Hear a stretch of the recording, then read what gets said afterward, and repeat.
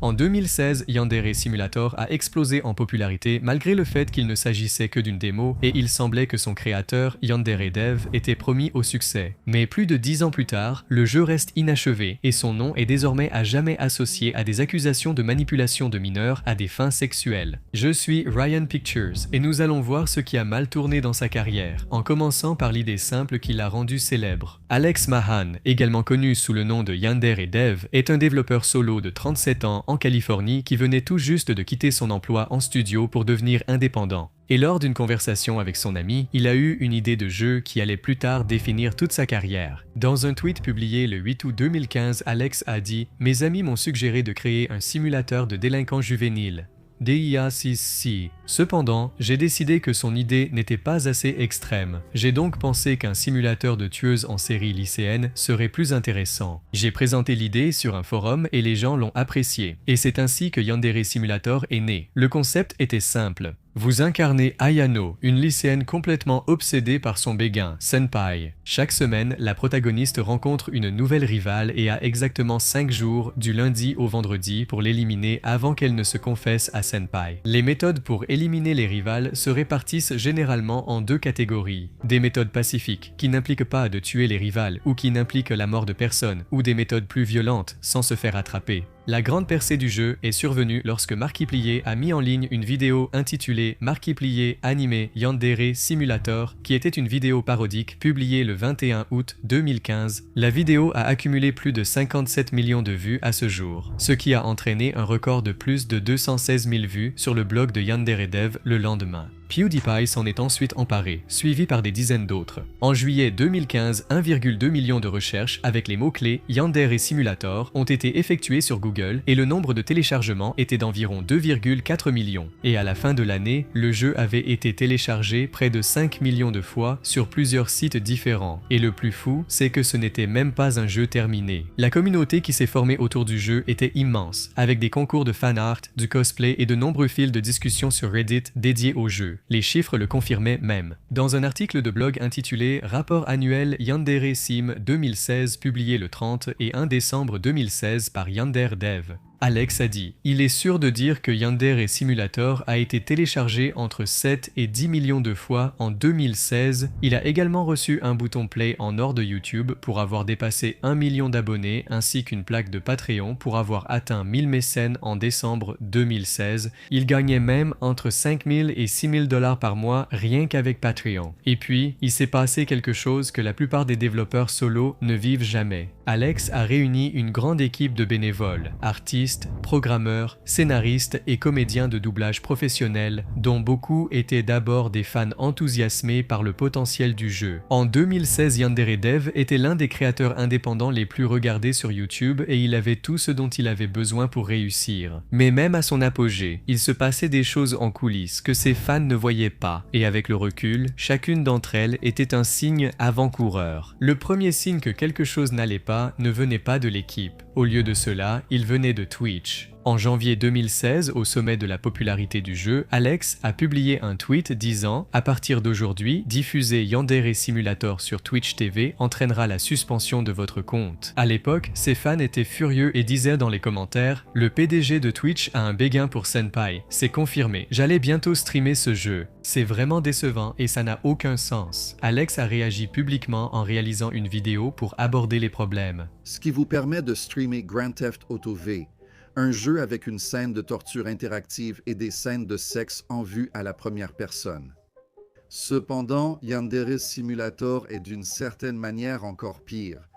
Mais Twitch ne l'a jamais annulé ni publié de déclaration officielle. Un an plus tard, en 2017, Alex a obtenu ce qui semblait être sa plus grande opportunité, un partenariat avec TinyBuild, le studio derrière Punch Club et Hello Neighbor pour co-développer et publier Yandere Simulator. Le studio a annoncé publiquement la création d'une équipe de développement pour améliorer la qualité du jeu, avec Yandere Dev comme responsable de la conception. L'annonce a en partie rassuré les fans qui s'inquiétaient de l'avancement du projet. Yandere Dev travaille sur Yandere Simulator depuis avril 2014, et même s'il publie régulièrement des vidéos de progression et des versions mises à jour du jeu, il ne semble pas du tout près d'être terminé. Cependant, tout s'est écroulé 9 mois plus tard, le 10 juin 2018, Alex a publié un article intitulé « Et qu'est-il arrivé à toute cette histoire avec TinyBuild ?» où il détaille les conséquences de cette rupture. Il a dit « TinyBuild et moi avons arrêté de travailler ensemble en décembre 2017. D'après le propre récit de Yandere Dev, le plan était que le programmeur de TinyBuild remanie certaines parties du code, mais il s'est avéré impossible de refondre ce code pendant que je continuais à apporter des modifications et des ajouts au jeu. Si le programmeur changeait complètement la nature du script, alors tout le travail que j'avais fait entre-temps aurait dû être jeté, et c'est pour cette raison qu'ils ont pris des chemins séparés. Les détails exacts n'ont jamais été rendus entièrement publics, mais le résultat était clair. Un studio qui aurait pu mener le projet à terme s'est retiré et le jeu est resté exactement là où il en était. Alors que l'accord avec TinyBuild s'effondrait, quelque chose d'autre se dégradait silencieusement au sein même du projet. Tout a commencé avec une vidéo d'Alex intitulée « Le plus gros problème de Yandere Simulator » où il évoquait ce qu'il considérait comme le principal obstacle du jeu. Un obstacle pouvait être supprimé. Il a poursuivi en soulignant la gravité du problème. Selon la quantité d'emails que je reçois, il m'arrive parfois de passer entre 8 et 12 heures à traiter mes emails, ce qui ne me laisse plus de temps dans la journée pour écrire du code pour le jeu. Et au lieu d'assumer la responsabilité de sa mauvaise gestion du temps, il a blâmé sa propre communauté de fans pour expliquer pourquoi le jeu n'était pas terminé. Quand tu m'envoies un email stupide, tu sabotes activement le développement du jeu. Si tu veux que ce jeu sorte plus vite, tu ne devrais pas m'envoyer d'email à moins que ce ne soit absolument nécessaire. Et la frustration ne s'est pas limitée à trop d'emails. Elle a commencé à déteindre sur la façon dont il gérait les retours en général. J'ai commencé à répondre aux emails en utilisant un langage très dur et abusif. Je ne suis pas fier de moi d'avoir fait ça et j'aimerais arrêter.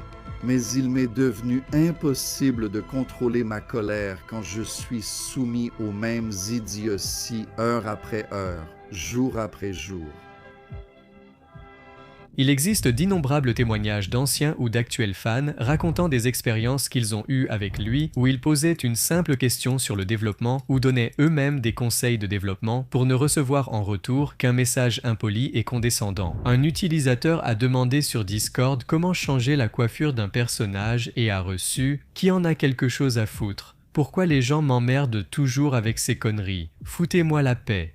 Pour aggraver les choses, lorsqu'un fan a utilisé des mods pour jouer à Yandere Simulator, Alex l'a expulsé et lui a demandé d'arrêter d'utiliser ce mod. Et lorsque ce fan a exprimé sa déception dans la même vidéo aujourd'hui supprimée, Alex a choisi de répondre par un commentaire agressif, disant à son fan d'aller se faire foutre et l'a traité de putain d'abruti et de connard. À un moment donné, il a même essayé de racheter le subreddit R Yandere Simulator pour 3000 $ afin de prendre le contrôle des discussions autour de son propre jeu, ce qui a surpris beaucoup de gens. Imaginez financer un jeu, mais le développeur utilise l'argent pour acheter un subreddit et supprimer les publications principales. Donc, au lieu de payer ses bénévoles, ce gars achète carrément un subreddit, alors qu'on peut en créer un gratuitement, ce qui a été suivi par des commentaires expliquant pourquoi Alex est allé jusqu'à acheter un forum. Il en a créé un, R Yandere Simulator. Personne ne l'utilisait parce que c'était un repère de censure, où il fallait attendre 6 heures pour que les publications et les commentaires soient approuvés. Il a acheté le subreddit principal, car il était plus utilisé que son officiel. C'est là que les gens ont réalisé qu'Alex n'était pas celui qu'il prétendait être. Avec des gens qui faisaient remarquer des choses comme « Yandere Dev veut être populaire plus qu'il ne veut finir Yandere Simulator » ou en réalisant des vidéos d'analyse de tout ce qui ne va pas chez Alex, comme cette vidéo du YouTuber The Right Opinion, qui a accumulé plus de 6,2 millions de vues à ce jour. Pendant que tout cela se déroulait déjà, le jeu lui-même avançait à peine. En 2022, seul l'un des modes histoire principaux, Hosanna, avait été officiellement publié le 30 et un août 2020, et le subreddit r/r Hosanna, une communauté de critiques dédiée à recenser chaque promesse non tenue, était devenue l'une des communautés les plus actives autour du jeu. Les gens publiaient des messages tels que « L'histoire du développement de Yandere Simulator est déprimante, si peu de progrès en année », et chaque commentaire était très négatif. Avec des gens qui disaient que la raison pour laquelle le jeu n'a jamais été terminé, c'est parce qu'il a gagné plus d'argent grâce à Patreon que ce qu'il gagnerait en sortant le jeu. Mais aucun d'entre eux ne savait encore que le pire était à venir, parce qu'en septembre 2023, une fuite a tout changé. Le 24 septembre 2023, un YouTuber nommé Allison a publié une vidéo intitulée « Les nouvelles accusations et preuves contre Yandere Dev », exposant Yandere comme un prédateur. En juillet de cette année, j'ai été contactée par une fille de 16 ans fan du jeu Yandere Simulator que j'appellerai Jane, et elle a affirmé qu'elle était mise sous emprise et abusée sexuellement tout au long de l'été par Yandere Dev. La vidéo comprenait des enregistrements divulgués de la conversation entre Alex, 35 ans, et Jane, 16 ans, au cours de laquelle, pendant leur discussion, Alex a à plusieurs reprises qualifié Jane de mignonne, sexy et canon lors d'appels vocaux sur Discord. Parce qu'elle est si mince. Oui. Donc c'est comme le ratio du buste comparé à... Ouais, d'accord. Ouais, t'es très mince et c'est plutôt sexy. Cependant, la partie la plus horrifiante a été lorsqu'Alex a fait des déclarations qui présentaient l'attirance envers les mineurs comme quelque chose de naturel. Parce que, tu sais, on ne peut pas sexualiser les mineurs. Je veux dire, tu ne peux pas être en désaccord avec ça sans passer pour un pervers. Mais il n'y a vraiment rien que je puisse dire à ce sujet. Mère Nature sexualise les mineurs. La puberté commence à donner des seins et des hanches larges aux enfants avant qu'ils n'aient 18 ans. Et bien sûr, les spectateurs étaient dégoûtés. Dire que Mère Nature sexualise les enfants est sans doute l'une des choses les plus troublantes que j'ai entendues d'un prédateur. Dégage d'internet, Dev, et ne parle plus jamais à des enfants. Et honnêtement, j'ai vraiment l'impression que je vais vomir. C'est vraiment dégoûtant. Je ne comprends pas comment on peut faire ça à quelqu'un. Et ce n'était pas tout. Sur Snapchat, où il utilisait le pseudonyme de fan de cosplay, il a encouragé Jane à envoyer des photos et des vidéos suggestives avec des messages du genre « Ce serait super érotique de te voir t'habiller et te déshabiller ». Et quand Jane a mentionné qu'il ne lui restait que quelques mois avant d'avoir 17 ans, Alex a répondu « La différence physique entre une fille de 17 ans et une de 18 ans, c'est moins de 6%. Donc, être attiré par une fille de 17 ans, c'est quasiment identique à être attiré par une fille de 18 ans. Mais il s'est avéré que Jane n'était pas la seule victime, puisqu'une autre fille a présenté des preuves montrant qu'Alex lui avait envoyé des messages similaires dans un post Reddit intitulé « Mon expérience passée avec Yandere Dev ».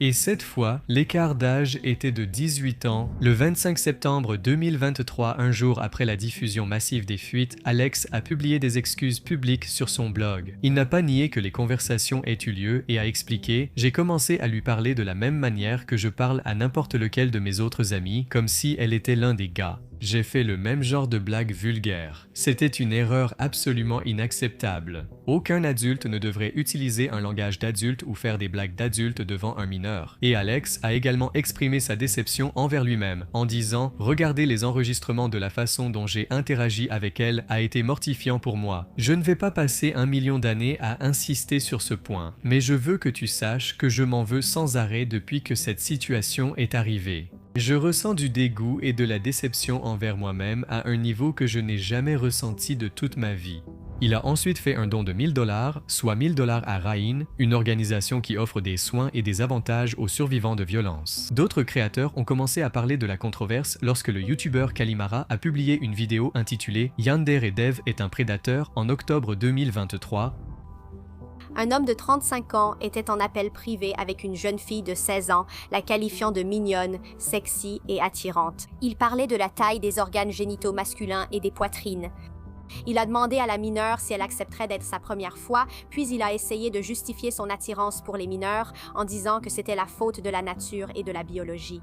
Et cela a rapidement dépassé les 300 000 vues, tandis que la vidéo de Penguin Zero sur la situation a atteint plus de 4,4 millions de vues. Mais ce n'est pas comme si ça rendait la chose meilleure. Cela reste un comportement prédateur et dégoûtant qui, à juste titre, lui a valu beaucoup d'ennuis. Beaucoup d'autres choses en sont ressorties. CG Magazine a également publié des articles complets sur les allégations. Bien plus tard sur Reddit, Jane, la victime, a publié un message pour défendre Alex, disant « Je ne pense pas que Dev soit un prédateur. Je ne me sens pas traumatisé par lui. » Mais le mal était déjà fait. Le 30 octobre 2023, Twitch, qui avait déjà interdit le jeu en 2016, a cette fois banni Alex personnellement de la plateforme de façon définitive. Mais le pire restait à venir. Le 26 septembre 2023, juste un jour après que les excuses publiques de Mahan aient été publiées, Michaela Laws, la comédienne de doublage derrière le personnage principal de Yandere Simulator, a publié sa déclaration. « Je n'ai jamais et ne cautionnerai jamais d'actions nuisant aux autres, surtout aux mineurs, sous aucune forme. En ce qui concerne mon rôle de doublage de Yandere-chan, je suis actuellement en deuil, et ce n'est pas une décision que je prends à la légère. Je suspends ma participation à Yandere Simulator en tant que comédien de doublage et directeur vocal. J'espère que le jeu sera terminé quoi qu'il arrive, avec ou sans moi, car tant de travail et d'amour y ont été investis. »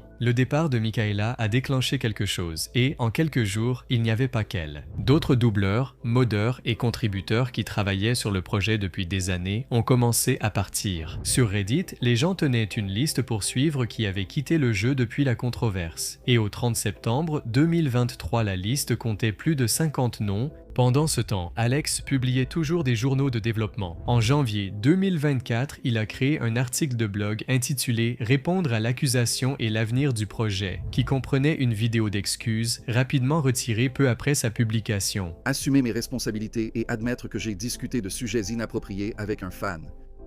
Cependant, l'accusation selon laquelle j'ai délibérément tenté de mettre ce fan en confiance pour l'exploiter est fausse. Dans la vidéo, il a rapidement donné sa version de l'histoire sur la véritable nature de son amitié avec Jeanne. La manipulation, c'est lorsqu'un adulte essaie d'établir une relation avec un enfant dans le but de l'exploiter ou de l'abuser. Cela ne correspond pas à ce que j'ai fait. Je n'ai pas développé une amitié avec la fille pour cette raison. Ce n'était pas mon intention. Je n'ai pas essayé d'établir une relation amoureuse ou sexuelle avec la fille. Et ce qu'il aurait dû faire. Je n'aurais jamais dû permettre de telles conversations. Un adulte normal et mentalement sain aurait simplement bloqué la fille dès la toute première fois où elle a dit quelque chose d'inapproprié, mais je ne l'ai pas fait. Il a ensuite souligné l'impact négatif du développement du simulateur Yandere sur sa santé mentale. Pendant les 10 dernières années, j'ai négligé absolument tous les aspects de mon bien-être au profit du travail sur mon projet de jeu vidéo. Je ne quittais presque jamais ma maison pour quelque raison que ce soit. Je n'avais absolument aucune vie sociale et je n'avais personne que je pouvais appeler un véritable ami. Et comment cela l'a finalement conduit à toutes ces erreurs?